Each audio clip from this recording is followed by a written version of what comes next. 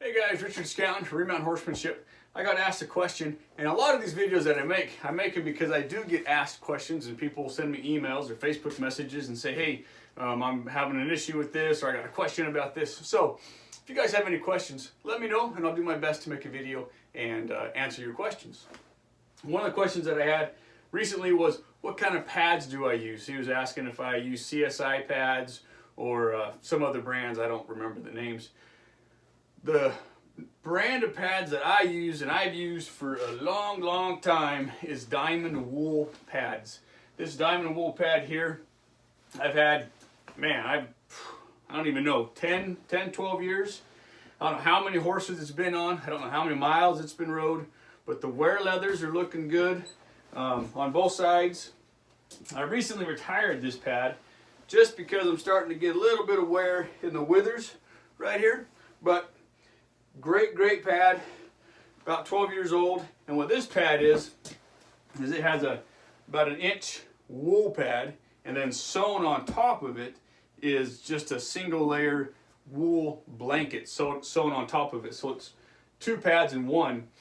And I like this one because I don't have to buy a separate pad, but they quit making, well, the new patterns they came out with I didn't like. So I didn't buy a new one like this. But what I'm running now is these Diamond Wool contoured pads, contoured to fit the horse's back. They got a this one's my latest one. It's got a slit in the top for the withers, and I ride in these pads. They're both contoured pads, both an inch thick. This one has the wear leathers on the sides. I don't really care about that, because usually what I do is I'll take a single layer blanket. I'll put the wool pad on, and then I'll take the wool blanket made by Diamond Wool, and I'll put it over the top of them. And that just gives me a little bit of extra padding. I've ridden in these Diamond Wool pads, like I said, for well over 10 years. Never had a problem with them, and I really like them. A lot of people are into, buying pads and putting shims in them and stuff. And that's totally fine if that's what you want to do and you want to shim them. But I personally have not had any problems with Diamond Wool pads. If I need a little bit of extra padding, I'll put a blanket on top of it.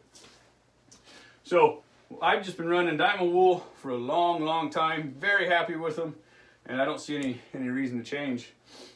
And then what I also have here is just two of my saddles.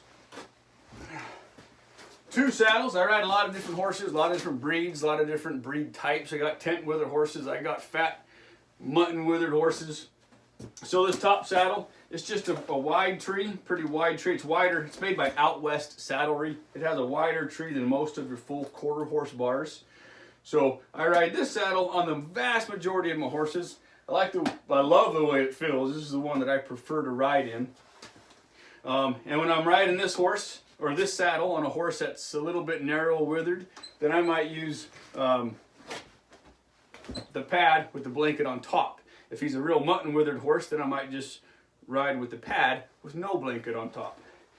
The saddle underneath it, another good saddle, but it's a narrower tree. Might be able to tell the difference from the two saddles sitting there like that. It's a narrower tree, and I ride that on a lot of my horses. I got tent withers, not as wide through the barrel. And so when I'm riding a horse with my narrow saddle, I don't want a whole bunch of padding underneath that saddle. So I just ride with one of these pads on that horse, and then that narrow saddle, and no blanket on top of these pads.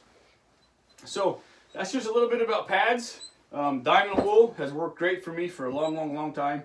I'm not sponsored by them or endorsed by them. It's just what I use, what I like to use. So it's a little bit about pads and what Richard Scouting uses on his horses. All right, thanks for watching. Take care.